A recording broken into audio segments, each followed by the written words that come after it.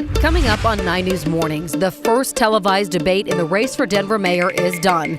In case you missed it, we're sharing some big moments and takeaways. Broadening the curriculum in Colorado schools, what new subjects students will be learning about due to a new state law.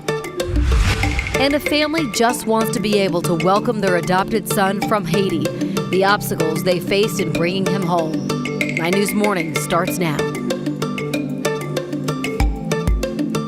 Good morning, everyone. Corey, Jordan, Ed, and Erica with you this morning. Happy Friday. Friday. Feels so good to say that. Yes, happy Friday, everyone.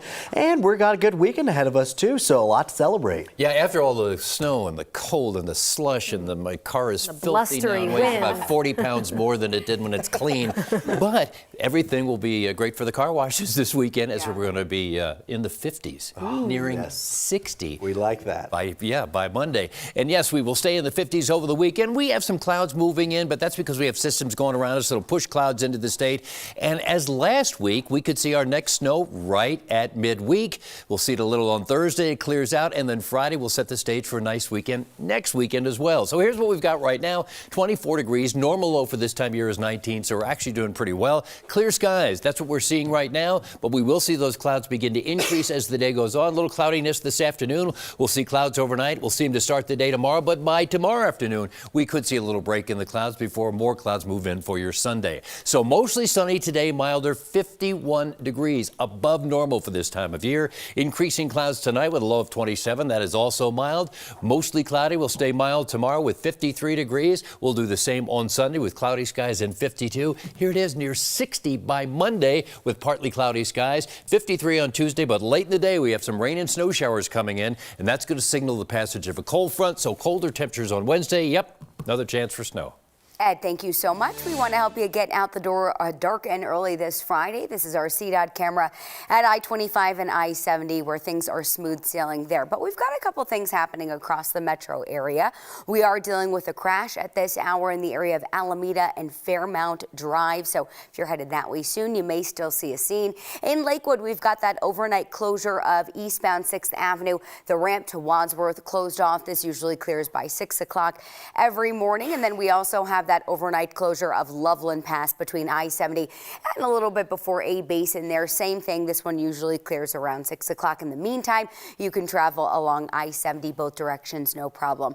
Rest of the metro, very quiet. No issues on either side of 225. You've got the green light there as far as what your drive looks like between downtown and the Tech Center. And the Tech Center and downtown, you're looking about a 14-minute travel time or faster. All right, Erica, thank you.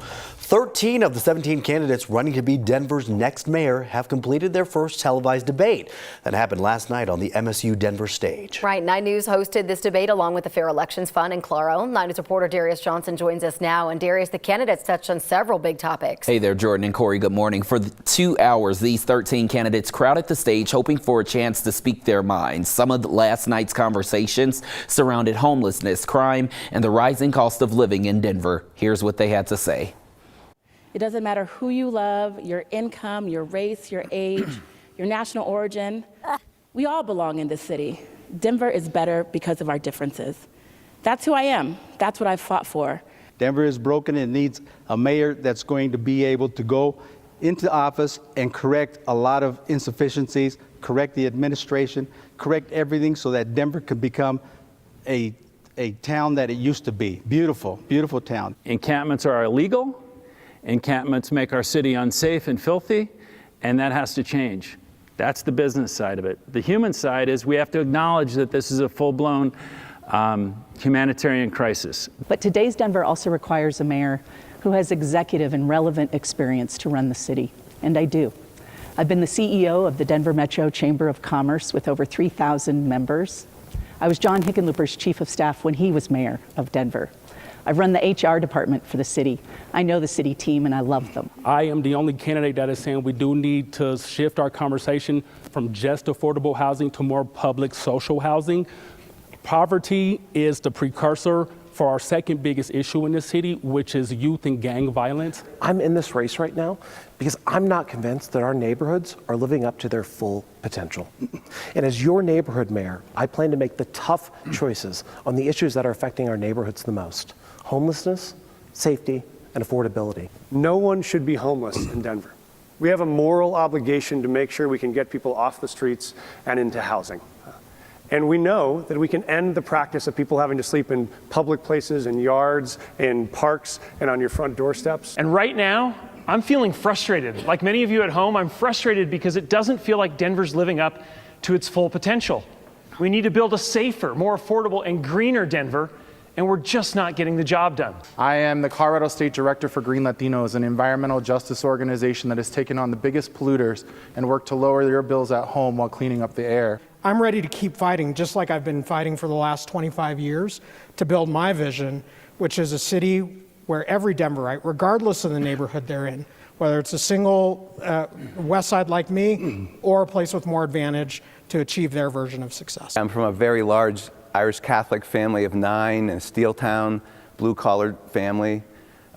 Made my way to Duke University on a wrestling scholarship and landed in a place of great wealth and privilege, and that sort of gave me a class consciousness that has never left me. I've worked on large and small projects, from housing affordability to addressing the needs of our unhoused population as the executive director of our Homeless Commission. And I'm committed to addressing these issues. I have the experience in having served this city for many years. Even back in the day, I was able to afford a 2-bedroom apartment on food stamps and public support. I would like students today, educators, and our critical workers to have that same opportunity.